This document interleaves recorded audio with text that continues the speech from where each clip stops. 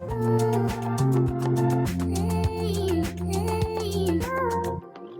to Still with Purpose. This is Amanda and Christy. Our goal is to dig deep and discuss real, raw subjects in pursuit of greater self-awareness, positive transformation, and healing, and to link arms and journey with you as we discover purpose and passion in life together. Before we jump in, we'd like to ask if Still with Purpose has ever helped you feel seen, encouraged you to heal, helped you to breathe a little deeper, think differently, or reminded you that you're not alone. Please take a moment to follow the show, leave a review, and share this episode with someone you believe would get great value from it. That simple act helps this message reach more humans, and we are so grateful for every single one of you walking this journey with us. We're so glad you're here. Let's get into today's conversation.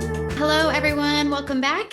And today we are talking about the question, can you recognize what's being given while you're grieving what's being taken? What's our quote, Amanda? God can restore you in one area while life is still unraveling in another.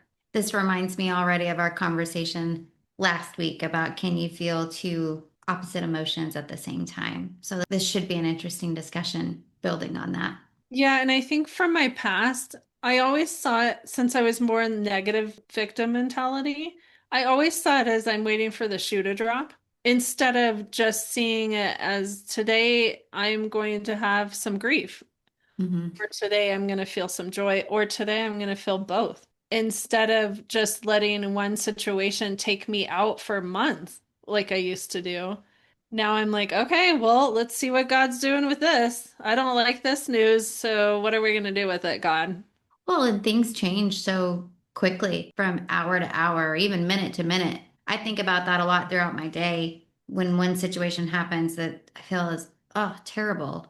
I'm like, well, the next email or phone call could be something completely different. Yeah. And if you can get the skill down of how to shift on good news, bad news, it's really powerful. And I'm not saying any of us will get it down to a science, but we have plenty to practice on. I think as an empath personality, I just feel stuff. I don't use that as a reason to allow myself to be downtrodden and sad all the time, because everyone's really sad and I can feel it. I take more of an approach of I have complete control on what is allowed into my beingness and my system and my energy. But I definitely took on as if it were a badge of honor, to read a room. It's like, no, I'm not going to take on all that energy. Yeah. And I had to learn that in the seminar room because there's such heavy stuff being shared. You have to figure out how to, just like nurses and doctors and all the people that are dealing with the stuff, the traumas, they have to learn how to not take that home or let it in their bodies. And ultimately, this comes down to this stuff ruined your health. So if you're fully committed to being healthy and happy, you have to have these tools to stop the daily intake of negativity. So yeah, we've talked in the past about holding on to things loosely like money, but I think the same thing is true when it comes to feelings around situations. Hold on to it loosely because we can't control what's coming at us next. So why would we hold on to negative feelings? Right. Or even positive ones? Because it could change for the better in 2 seconds. Yeah, or it could change for the worst. So don't dwell, like we just can't dwell on it. We can't hold on to it and grab on. Yeah, this reminds me of the cross, this quote, God can restore you in one area while life is still unraveling in another. And Jesus knew on the cross, as he's like in agony, dying, nailed to it, and he still knows there's a really cool purpose for it, at the end of this. That's a full-on trust fall right there, is knowing that, trusting his Father so completely and utterly that he knows there's an amazing outcome from this. And would we be willing to do that? No. Would we even be willing to die for any of these humans on this earth? Maybe a handful, but not very many. But especially ones that have spat on us and pushed us over and beat us or whatever. Without feeling the woe is me. And as Jesus was being crucified, he was literally asking God to forgive them, that they know not what they do. Yeah. I don't know that any of us would be capable of that. Also knowing that a lot of people won't choose in even after the miracle. Hmm. So there's moments in life that don't make sense because everything is happening all at once. In one week, you can experience extreme favor, answered prayers, unexpected blessings, and things could be undeniably good. And at that exact same time, you could have a huge loss in the same time period. It creates an internal tension where you almost don't know how to feel. Am I allowed to be grateful when something this painful is also happening? Can I be joyful when I have a huge loss in the same week? Can I be joyful about this huge miracle in the same week? So it's just been interesting because that's definitely been happening in my life, and it's caused me to pause Hmm. and really come down into the truth for me is absolutely. It's just like grief. You can still laugh your butt off and then cry 10 minutes later. It's a process. You can't control it. Well, I don't, this is going to sound a little woo-woo, but the idea of letting energy flow through you, and like we're saying, without it getting stuck or without holding on to it, there's a lot of thought about, and some people might get offended at this, like chakras and keeping your chakras open. But I think it's that same mentality of don't get built up with emotions around one thing, just allowing things to flow through and trust of like, okay, God, the next situation's going to come and I'm going to flow through it with you in that one too. And I think it's not ignoring it. It's, I feel pain right now. Okay, feel it. Okay, Yes. I feel joy. Now I feel irritation. Okay, feel that. Not ignore it. Just don't stay in it. I wouldn't stay in anything for too long that's negative, but also don't judge it. Just be in the moment instead of judging it harshly that it's not what it should be. But also, I think, yes, we should feel our emotions and not deny them. But I don't think that we have to force other people to feel them with us. Like if you're irritated, Right. you don't have to go around and put that on everybody else. I mean, that's the whole theory of I put myself in timeout. When I'm in a foul mood, I just binge watch crap TV and eat in my bed and sleep. And allow yourself to feel it, Yes. which you And then I should. come back full-fledged the next day, Yeah. rocking it out. But you don't force everyone else to go through the emotions with you. Right. Do you have an example of someone who does? I just think that's a good rule of thumb. Some of the hardest seasons carry the most unexpected blessings, and I have absolutely found that true in my life. This is not about pretending everything's okay. It's about learning how to hold both joy and grief without losing yourself in either one. Not everything in your life is falling apart. Some things are falling into place. And this is what we don't understand. We have this little 10-inch view, and God sees the whole world. So he sees it from a very high up viewpoint. We tend to think we have to choose one emotion. Either we focus on good and try to stay positive, or we sit in grief and let it consume us. Or Or, anger, or jealousy, or yeah, hatred. But let's stop on that because if I'm choosing to be hateful in this one situation, I almost have to keep drumming up hatred because that's what everyone's seen me stand in. So I can never change into just joy because I've already built this whole masked facade that I'm a hateful guy and I'm going to lead it, into hateful hate. guy or girl, right? Yeah. I know you love how I use guys. Well, I don't want anyone to feel targeted, but it's like just a hateful human. Yes, just in pure anger. It's true though. People don't feel like they can change because they've built this whole facade on this whatever qualities, and no one will believe them, and they won't because it's hypocritical, right? We talked about that. When you make big changes, no one believes you because you're now a complete hypocrite. So just, I don't know. I just wanted to stop on that one for a little bit, but I do want to say though, I think those of us who have had dramatic changes in life no longer see it as hypocrisy, but mhm. rather a change of heart. So while there are people around you who will probably call you a hypocrite, Yeah. people who are of the same mindset will understand that it's a change of heart. Oh, I'm only talking about the haters on that one for sure. All the judgy McJudgersons. Yes. That's great. If you want to judge me as that person or I'm not a woman of my word because I changed, that's on you. And to build on what you're saying, also a transformation, right? Like a change of heart and a transformation, which is something beautiful and God given. But people who haven't experienced that can't understand it, much less verbalize appreciation for it. So there comes in the judgment. Yeah, I think we said this theory like probably in the first episode for a second, but the crab pot theory is Mhm. the crabs trying to get out of the pot and they keep pulling him back in. And that's what you're talking about. They don't want you to get out of the pot. Misery loves company. Yeah, and it hurts their feelings. Mhm. Why would you leave this?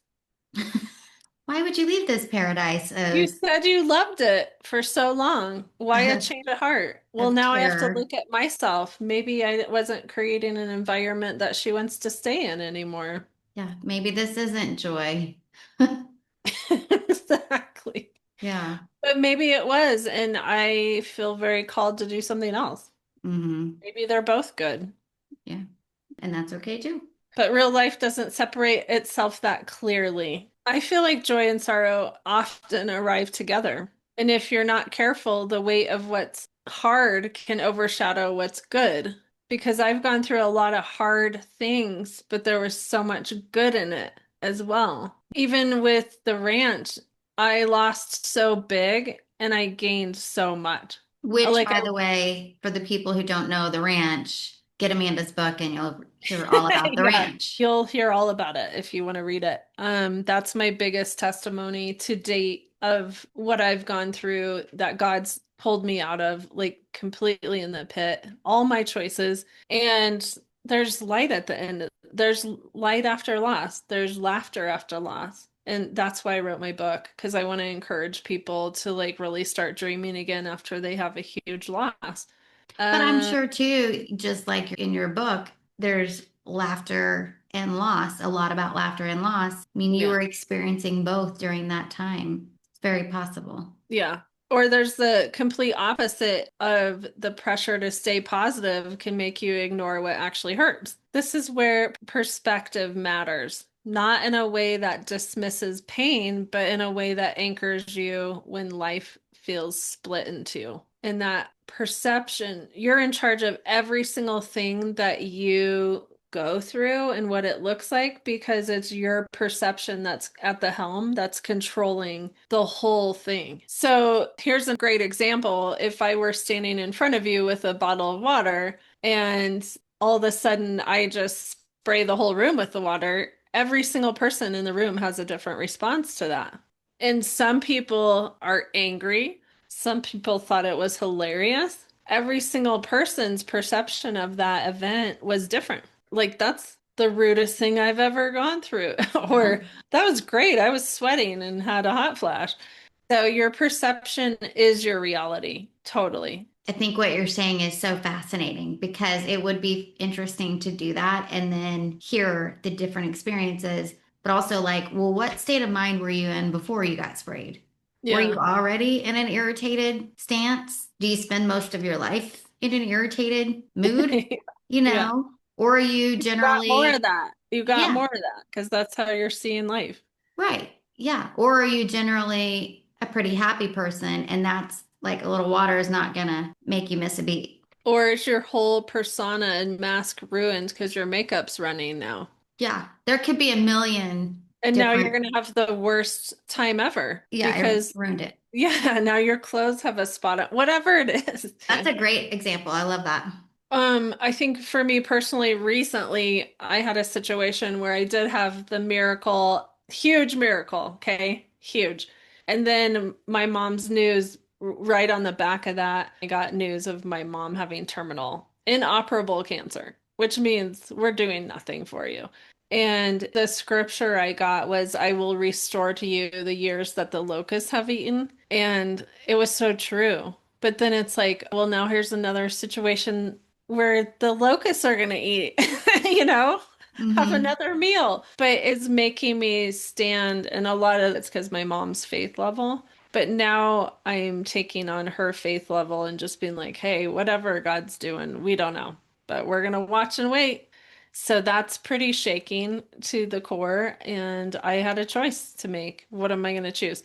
Isn't it interesting that you're going through a season of life where your faith is, or your trust is being tested, and yet here's your mom, like you're taking on her faith level. I'm sure that's no accident in God's plan that those things are happening at the same time, and you have this example to lean on. Yeah, it's cool. I mean, I don't know. I know it's weird Do to you say it's want it? cool. I mean, the same thing happened at the ranch because I think our overhead was about $90,000 a month. Mm. And if I had the faith to believe, well, I didn't. My mom had the faith to believe that that money would come in.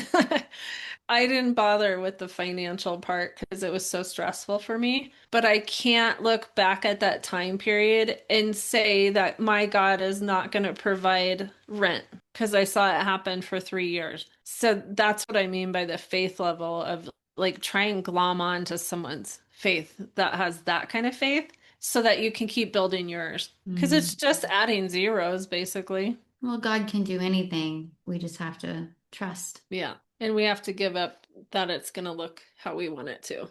Oh, for sure. And in our time frame. Yeah. So just going back to the quote of God can restore you in one area while life is still unraveling in the other. Let the grief be real, let the blessings be real, and don't rush yourself to resolve the tension between them. There's something steady that forms in people who learn how to carry both without collapsing under either. And I have just a final quote is strength is not choosing joy over pain. It's learning to carry both. Have you heard in your Christian walk along the way that God will keep testing you in the same area until you master it? Yeah. So I heard that for pretty much my whole walk, my whole life. And I, at some point, somewhere in my 30s and early 40s, I was like, no, I'm just going to go ahead and learn the lesson. I don't want to do this 10 times. Now I'm in my 50s, and the second I smell something that is a familiar test, I'm just like, I got nothing. Yeah. So just change my heart. Let's move on. Just rely on him. I know that sounds like, oh, that sounds super easy. It's easier said than done. And it really has saved me a lot of torturous nights. Yeah. It is easier said than done because then I tell myself that, like, I'm not even going to stress over it, engage in it, whatever. And then I do, you know? Yeah, but did you do it half the amount of time than you normally would? Well, yeah. I mean, I think it's like a quick, almost like you're touching a hot iron. Like, oh, okay, that I remember. Yeah, exactly. But at least you didn't do it for a month this time. Right, that's right. It gets shorter and shorter each time. Yeah, I really want to encourage people in all the things we talk about, instead of judging yourself harshly, to really look at how far you've come. Because I know it used to take me a decade to forgive someone or get over something or whatever it is. And Mhm. now I don't know, I just don't care to have too much energy around it for very long because it makes me sad or it makes me feel depressed. Yeah. One that I've been thinking about a lot lately, which was a discussion you and I had not too long ago. We've probably had it several times at this point, on this podcast, just about expectations. So, like, as soon as I find myself having expectations that clearly aren't being met, Yeah. I'm like, okay, Christy, why are you doing it again? Like, Yeah. let it go. Stop it. And so Because it that's, kills relationship. well, and it kills contentment and Yeah. peace internally too. So I always tell people when they use their energy, their anger to get so mad at how much joy has been stolen from them, use your anger for good. Hmm. That's what we should be getting so angry about is how much joy has been stolen. Because if you think about just one subject that it didn't go your way or that has been a stressor on your life, one, it's not going to matter in 5 years. But two, I lost so much joy thinking about that. And just be super protective of your joy. And if you're fully committed to being content, happy, and joyful, then none of this stuff deserves our attention at all. And I think, I mean, again, it's peace, being protective of our peace. Mm-hmm. Because Yep. I don't have to feel utter joy, but I don't want to No. feel irritable and stressed and used, or, whatever it is. Yeah. On that note, let's look at some questions for us to journal about this week. What good in your life have you overlooked because something hard feels louder? Where are you trying to force a single emotion instead of allowing both? And what would it look like to acknowledge the pain without losing sight of the good? Those are good. Hope you have an excellent week, and thanks for listening in. Thanks, everyone. See you next week.